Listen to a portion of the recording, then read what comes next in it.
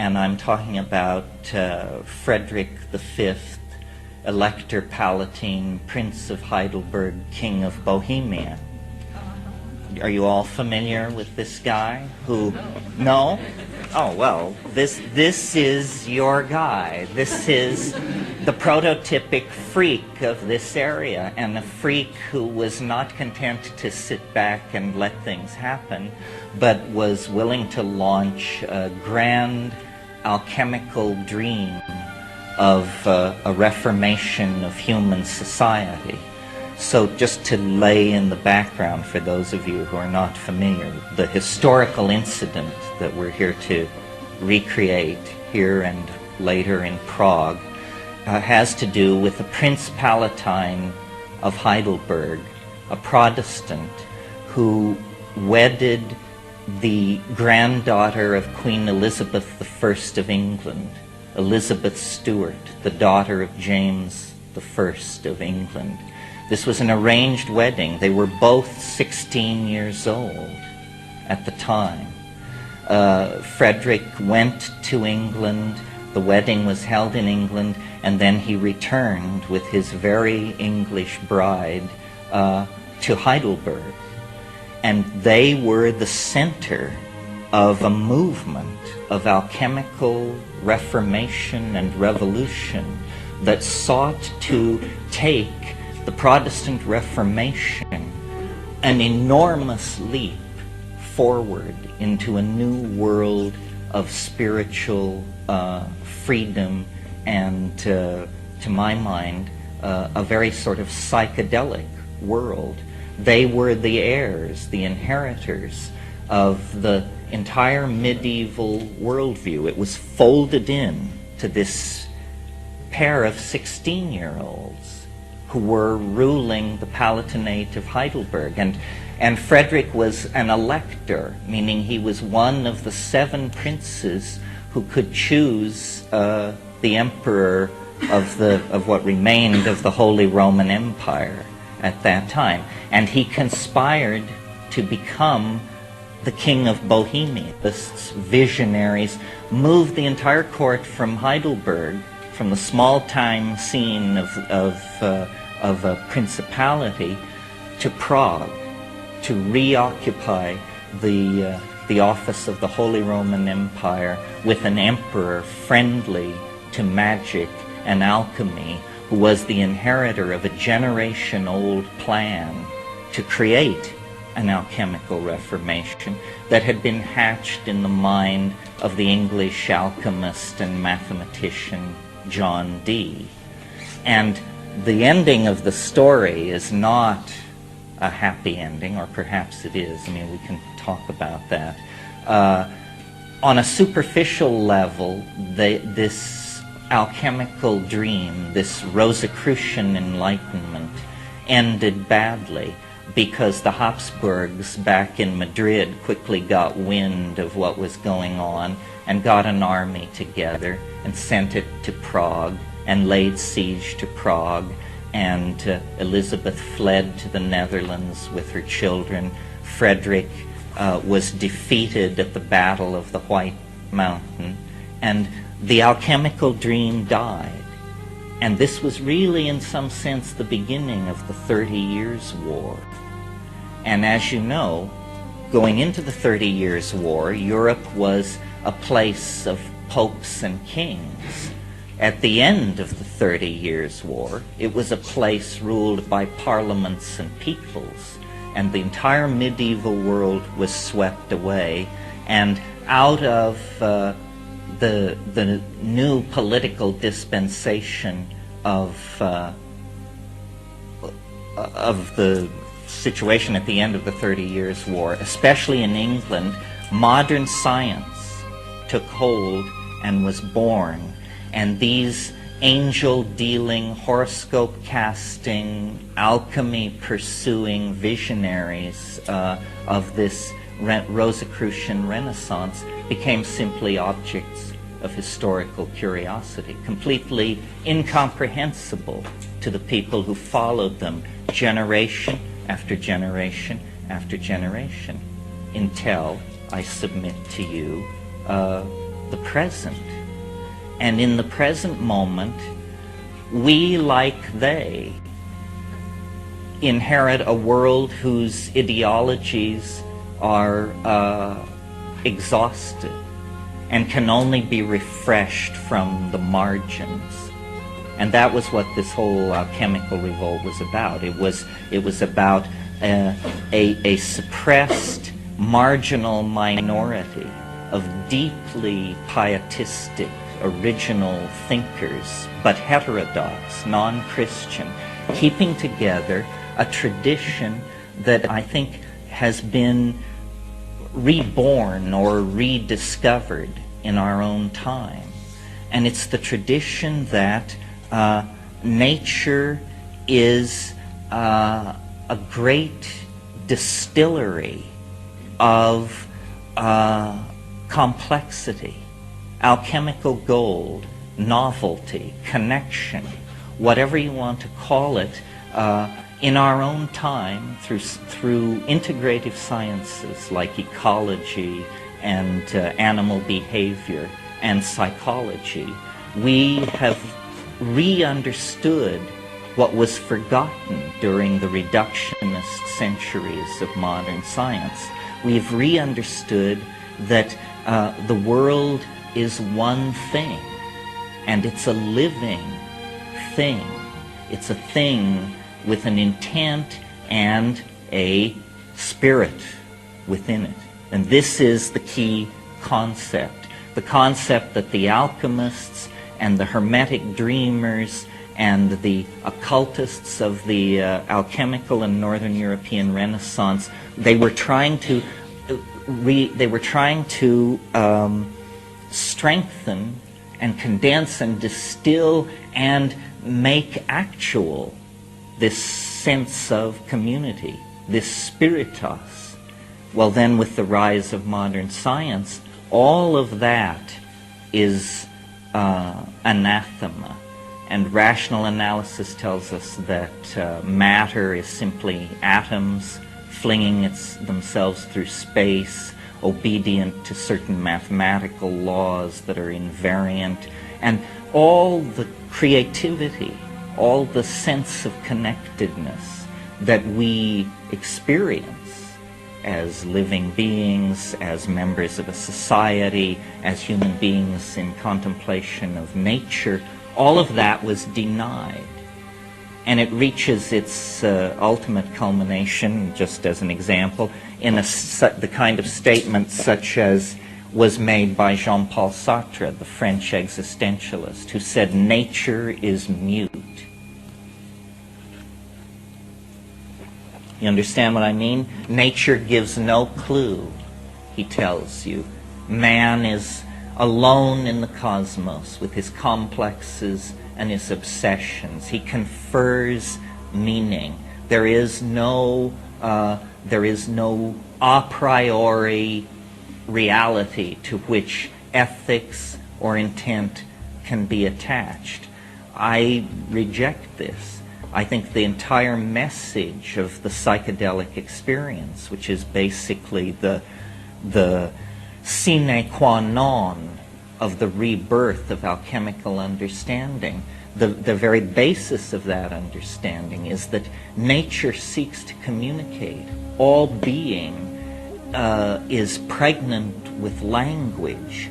All reality wants to include the human side of nature in its ongoing intent.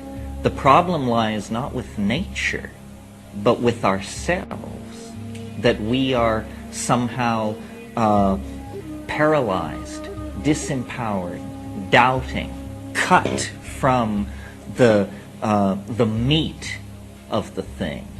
Well, so I'm a great believer in propaganda, obviously. I mean, my whole life is about propaganda.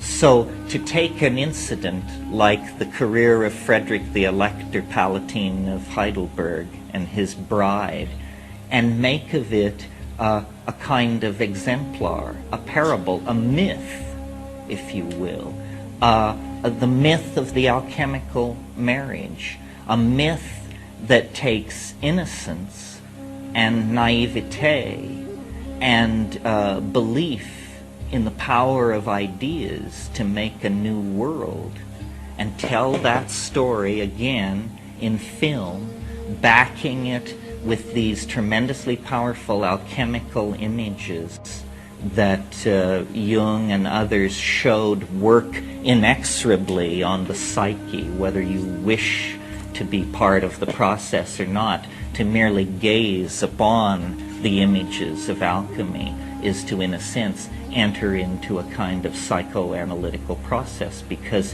what alchemy was, and I should stress this or the rap makes no sense at all, alchemy was not the vulgar pursuit of the transmutation of lesser metals into gold or silver. That was the charlatan's game, played in every market in Europe for centuries among the simple people. But the body of symbols and of literature that accreted around the effort to extract a universal medicine out of nature for the transformation of societies and human beings was, in those times of what we call epistemological naivete, meaning that they did not have the strong sense of objective and subjective reality which we inherit from science. So during those eras of epistemological naivete, what was someone's idea about how matter behaves, what was someone's myth of how psyche behaves, could become entangled in a projective experience with material in a chemical vessel. So the processes which we call melting and crystallization and purification and calcinization, processes now well understood through a soulless molecular model of matter, were for them the birth of the red lion, the coming of the double-headed queen, the murder of the hermaphrodite dog, and so forth and so on. They had these outlandish images and outlandish vocabulary because they were trying to create powerful symbols, powerful mnemonic hooks on which to hold the details, and there are many of them, of this extremely complex worldview that, were it not for people like Carl Jung, the Swiss depth psychologist, would have remained completely inexplicable to modern people. It is not chemistry, and it is not myth-building per se, as we inherit from the Greeks. It's a very complicated amalgamation, good alchemical word, very complicated amalgamation of psyche and matter. And the reason, I think, it is so resonant with our own times is because our generation, generations of people confined within the 20th century, have, in a sense, and by an oblique path, recovered that universal medicine that the alchemists dreamed of by going, strangely enough, to some of the most aboriginal and least culturally assimilated to European and American values people in the world. Shamanism is essentially a living tradition of alchemy that is not seeking the stone, but has found the stone.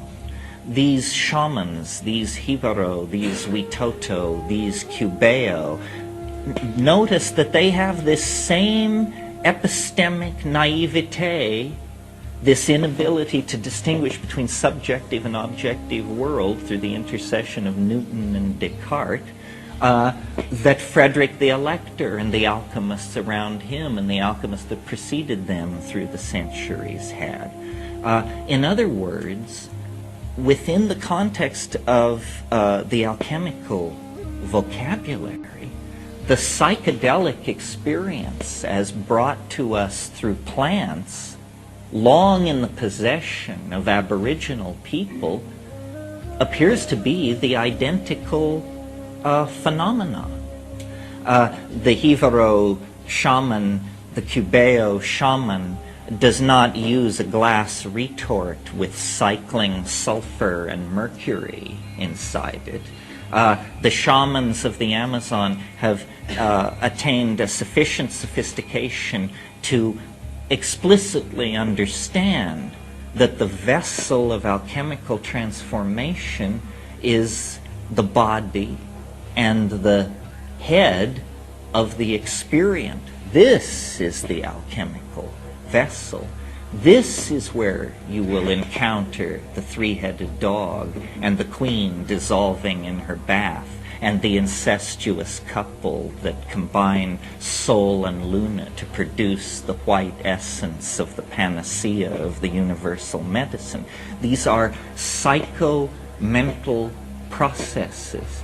And Jung, strangely enough, he must have been an extraordinary person, because he could approach this without psychedelics, through a very careful inspection of the dreams and the symbol-producing processes of his patients. Over decades, he produced a kind of skeletal map of the psyche.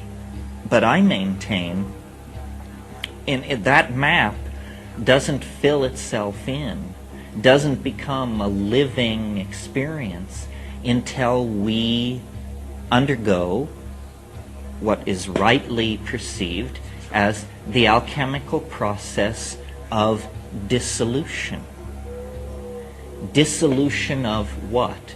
Of the lumpen prima materia of the ego. This is the shit, the tar, the coal, the dark earth of Egypt, the starting material, the loam, the manure, the night soil, the lowest matter. And we start with that, the ego, and dissolve it through the intercession of the spirit. And spirit is a complicated concept. It's not naive.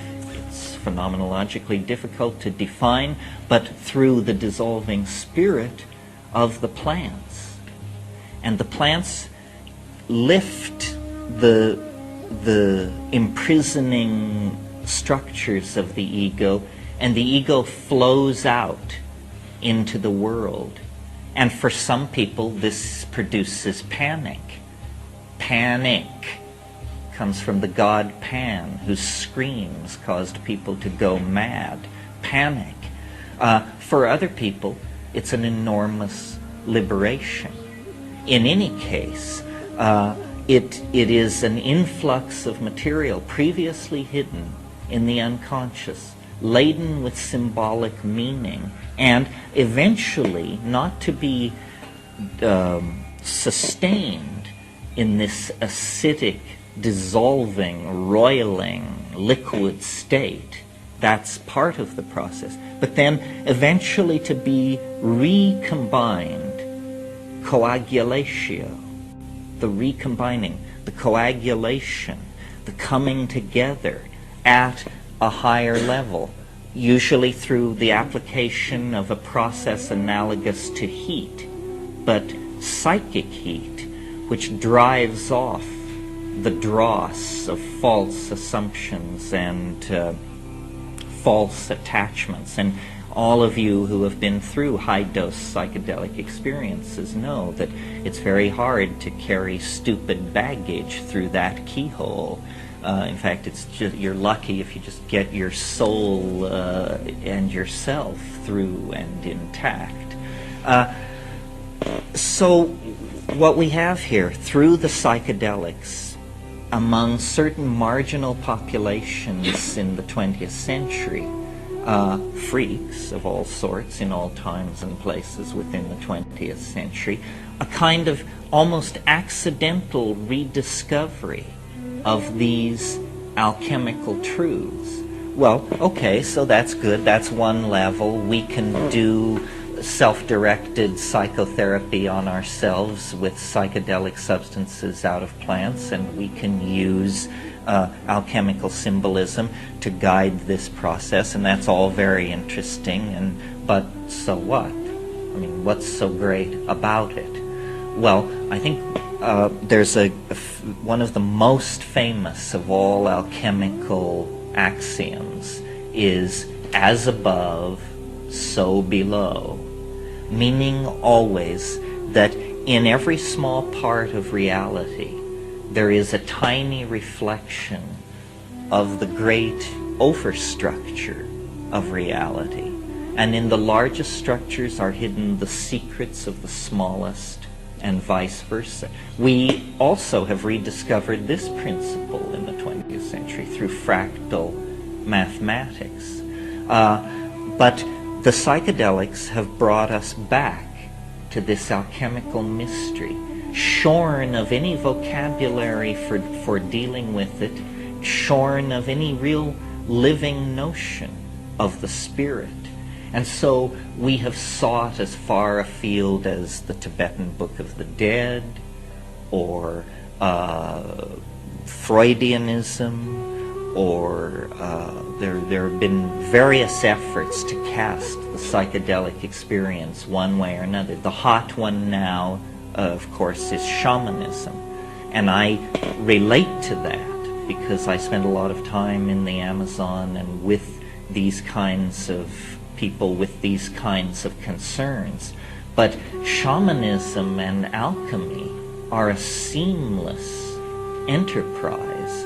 Alchemy, the connecting figure, if you're interested in this, between the shaman and the alchemist is the smith, the worker of metal. And the shaman and the alchemist, the shaman and the smith in primitive cultures are always associated as brother figures. They both work in metals. Well, what all this means for us beyond the commitment to our own sort of ordering the Wunderkammer of our own private imagination, what it means is important, because if you look around you, the entire global civilization is undergoing some kind of meltdown. The planet itself is now to be seen as a kind of alchemical retort. The prima materia to be transformed are the nuclear stockpiles, the toxic waste dumps, the industrial wastelands, the populations devoid of hope, the populations at threat of infectious and fatal epidemic disease. There is a great deal of prima materia to be worked on at the historical level of the alchemical process. Trying to manage this rationally with some political ism, fascism, Marxism, capitalism, goes nowhere. It just digs us deeper into the mire and the muck. At the fringes, people like yourselves, people like myself, people I associate, offer endless solutions. Recycling, restraint in childbearing, increased sexual, toleration of unusual sexual styles. Many, many things are suggested, but nothing happens because the primary agenda of society has not yet been dissolved, has not yet come into a state of fluidity sufficient where a new imprint can be put upon it. In the 60s, we thought that all that had to happen was everybody would take LSD and the obvious right things to do would be done. And we expected no opposition to this because its rightness was so obvious. We didn't realize that every righteous crusade in history has marched into the waiting jaws of its oppressors. So, but the spirit doesn't die. It's interesting, I don't know how it's said in Europe, but in America we refer, and I've always referred to freaks as bohemians. And I assumed, you hear about the left bank Bohemia of Paris in the 20s. And I always went, but why Bohemia? What does Bohemia have to do with Paris? Why are freaks called bohemians? It's because of Frederick the Elector and the alchemical renaissance that he plotted with his wife. Since that time to now, bohemian has meant a marginal political position involved with bizarre sexual practices, strange drug use, and funny ideas. Well, in the 60s then, LSD was not sufficient, even coupled with rock and roll. It only brought oppression. What it brought, it was like a failed alchemy. Instead of the dissolving and recrystallizing at a higher and more angelic level, thousands of prisons were built, and the entire thing failed. But this spirit is the spirit of life itself, the spirit of novelty itself, and it will not be suppressed for long in any time or place. So now again it comes after 30 years, after many changes, and it's among us again. And I assume, looking at all of you, that to some degree you represent this or act it out, or because it's a spirit of dissent that says we will not serve the values of materialism, the values of the ego, and the values that separate and break down the community. So here it is again. And what is different this time that we might have some greater hope of actually coming through to the beginning of the third millennium without having to hang our heads when we tell the story to our grandchildren? And I will submit to you this evening that the difference between then, 1965 through 70, and now, to the turn of the century, two things. First of all, we have that experience under our belt. We shall not be so stupid again. The I Ching says never confront evil directly and never name it directly, because it finds weapons to defend itself. We are not an army. This is what Frederick didn't understand. He was a king, but he was not an army when it came to the White Mountain. We are not an army, so our strategy must be stealth. It's an alchemical strategy. And what do I mean by stealth? I mean the house of constipated reason must be infiltrated by art, by dreamers, by vision. And what is new is that there are massive technologies available to us, not available in the 60s. They were not designed for us. They were not intended for us. It was never ever thought that such power should flow into the hands of freaks such as ourselves. Nevertheless, through the perverse nature of the unfolding of the world, we have such tools. And I'm referring, as you probably anticipate, to the World Wide Web and the Internet. No gay kid in Montana, no Chinese scholar in Botswana, no person anywhere with a specialized interest or predilection now need feel alone. There is no aloneness. You can find your people. You know, one of the things Tim Leary said in the 60s that I always remembered, but I never heard anybody talk about or ever really heard him quote. It was a great rallying cry. It was much better than turn on, tune in, drop out. And it was this. It was find the others. Find the others. And then you will know what to do. Well, now you can find the others. You don't have to stick a flower in your hair and go to San Francisco. You just go to the web. Find the others. We all need to create affinity groups, which are subsets of the much larger community that we're part of.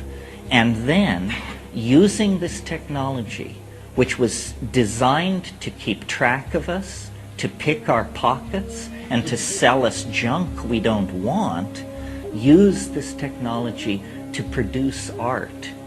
Massive amounts of subversive art. And all art is subversive. I'm not calling for an ideological agenda. All truth which springs from the individual is subversive because, and this is a theme of mine that I'm getting more and more into the longer I live, culture is not your friend.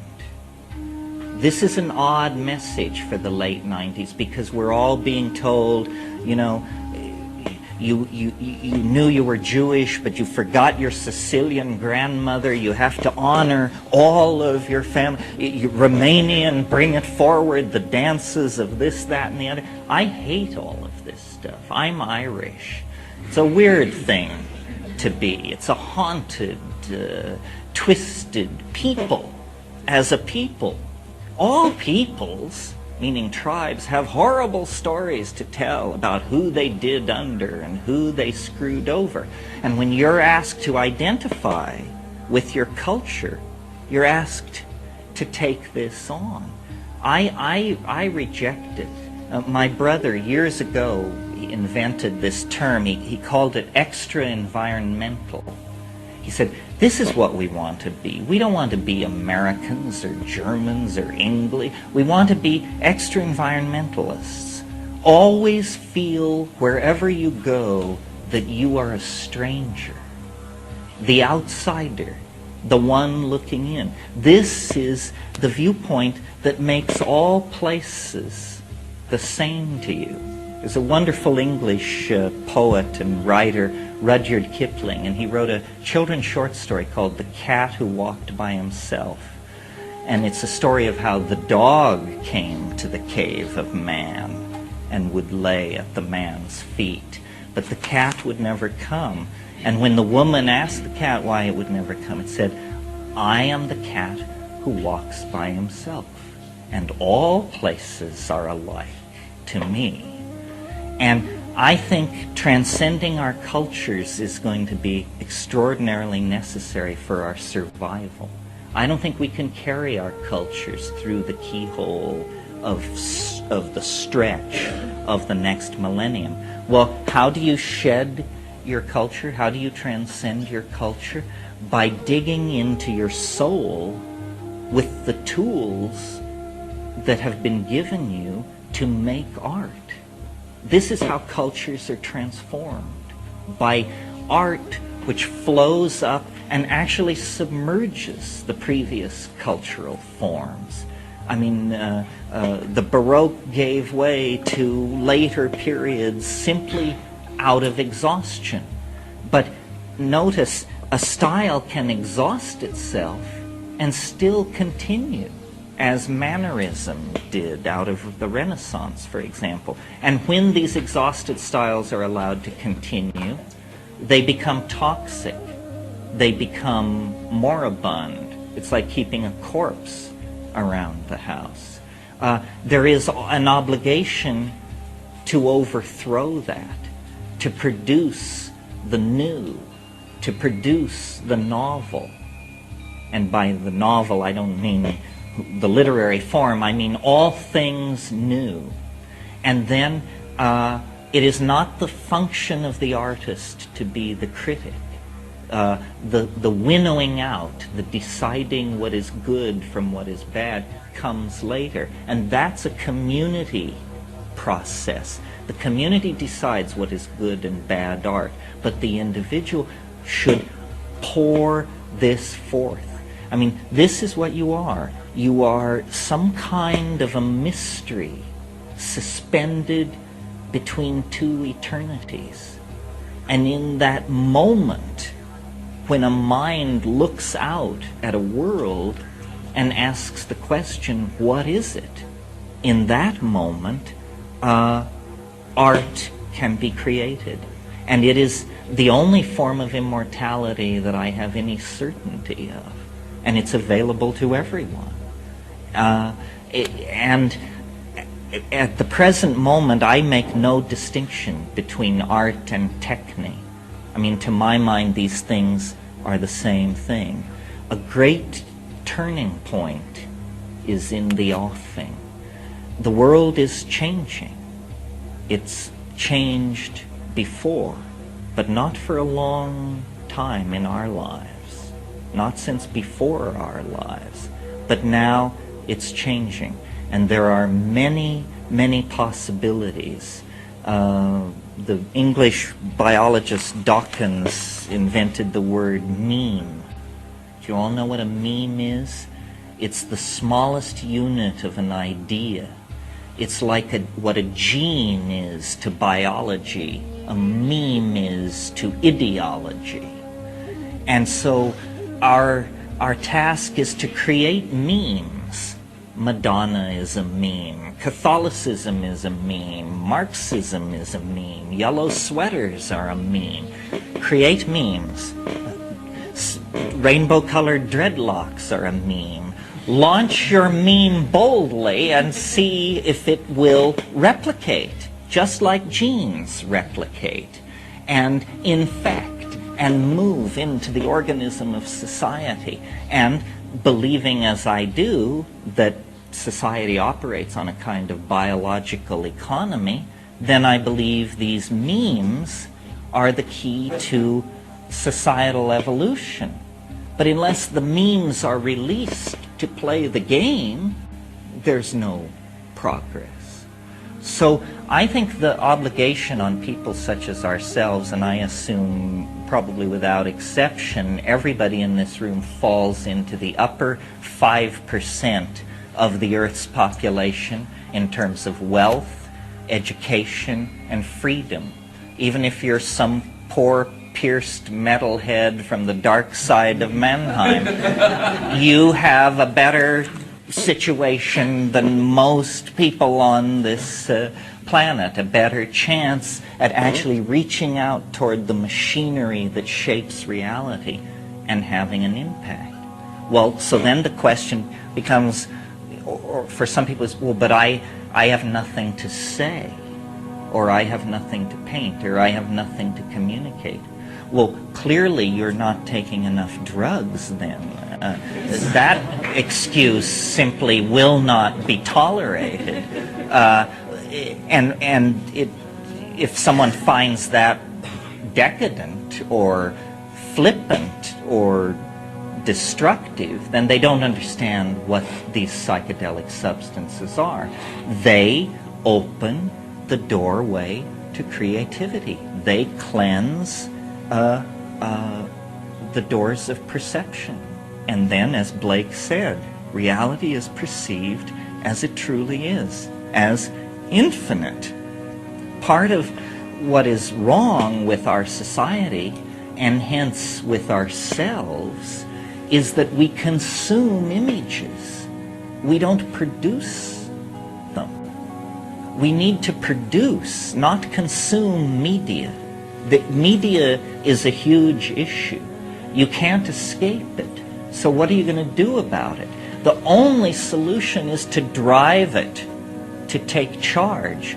Otherwise, you will be poisoned by it.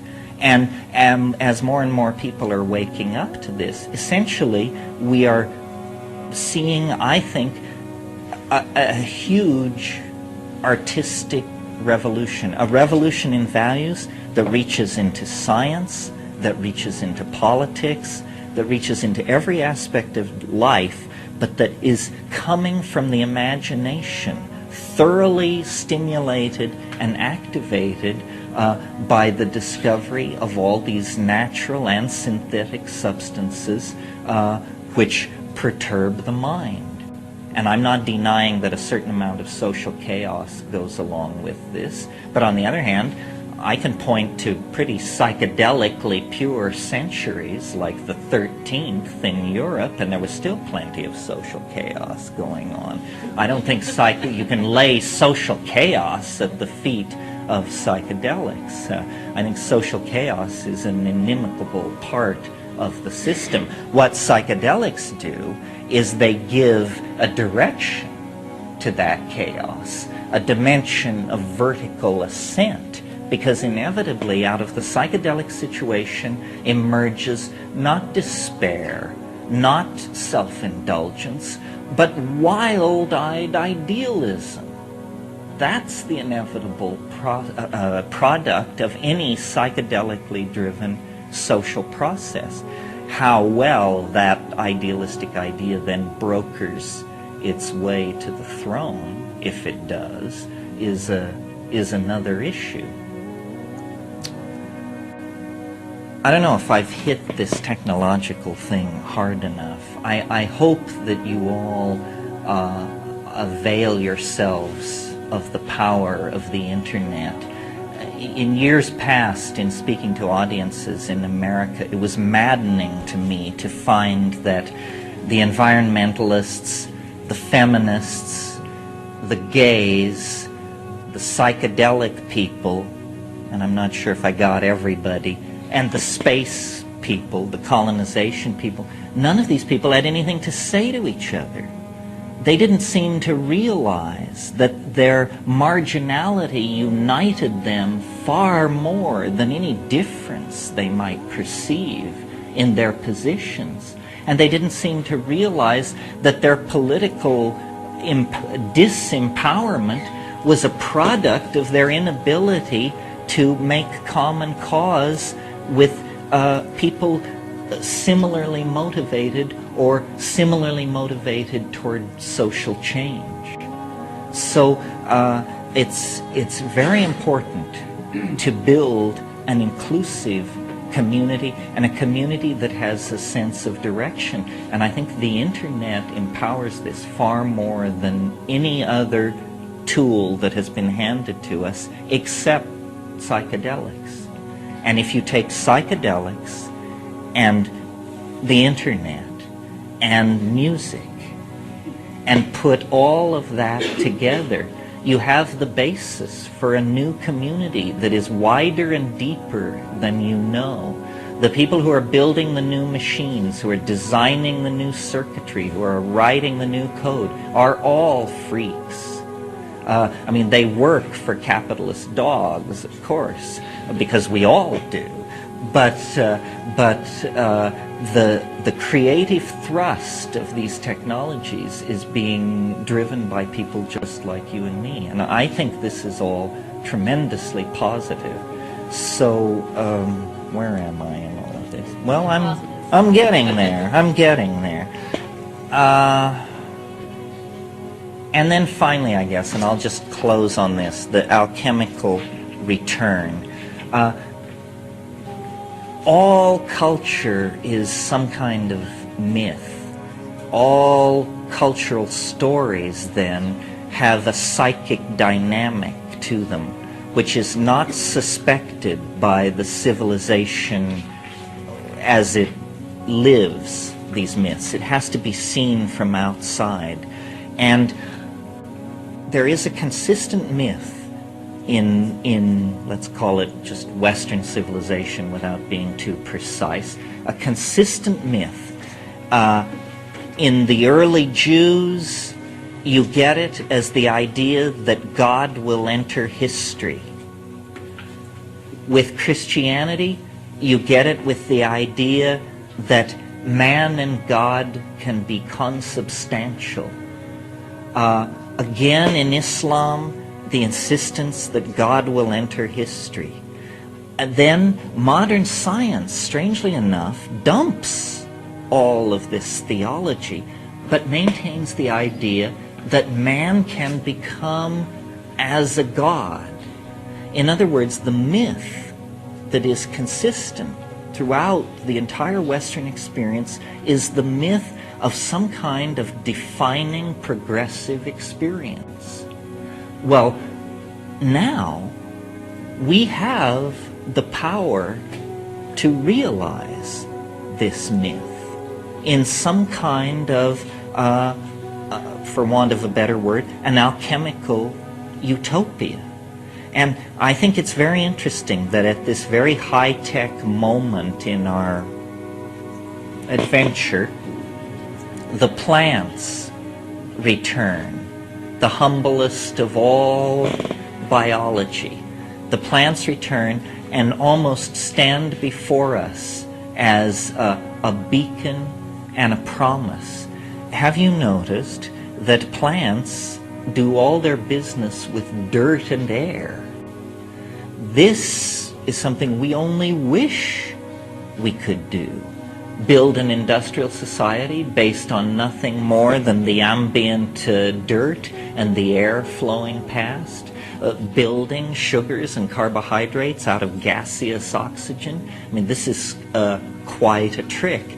The plants stand both in the psychedelic sense, but then in the larger sense of the vegetable kingdom, they stand for absolute Tao. They stand for the correct way for life to relate to its environment, effortlessly recycling, vegetatively propagating when necessary, sexually propagating when necessary, immune to pain, patient to the tune of centuries, always building up structure, always maintaining a leavening effect upon the land. All of these qualities of caregiving and well, notice, for example, that all the processes of biology occur below the boiling point of water. If we could build societies that did that, we work in the range of hundreds of degrees, thousands of degrees, fusing metals and creating toxicity. So I think the psychedelic plant revolution, which is leading toward the nanotechnological revolution, in other words, the imitating of nature at the atomic level in building of machines and the management of processes. What all of this is leading toward is a rarefaction, a good alchemical word, a rarefaction of the human imprint on this planet, a spiritualization of humanity, and a new order of mind, part machine, part human. Notice that the internet and the computers that it serves are actually made of the materials of the earth. They're largely metals, silicon, glass, copper, gold, silver. These are the products of demonic artifice. These are the things which the alchemists dreamed of. They transform space and time. They allow us to speak at a distance. They allow us to wander through libraries thousands of miles distant. No fact is too obscure, no person so hidden that you can't reach them. It is, in a way, the perfection of the magical ideal that was developed and unfortunately prematurely launched by Frederick the Elector and his wife here nearby at Heidelberg. And so I'm involved, as I said, in a process of bringing this story to many people who haven't heard it. It's a great story. It's a great myth that the underground community should make its own. And, you know, I used it this evening just as the scaffold for this talk, but I tried to hit the things that are important to me, which are psychedelics, recovery of archaic lifestyles, use of media to subvert existing paradigms, empowerment of the individual through dissolving the ego through psychedelics, and, I don't know, whatever else. So, thank you for your patience and indulgence, and if you have any questions, I'd be glad to answer.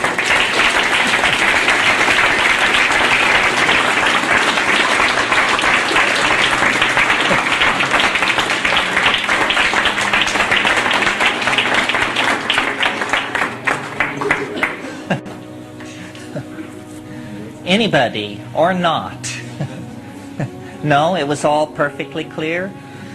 All is klar, yeah?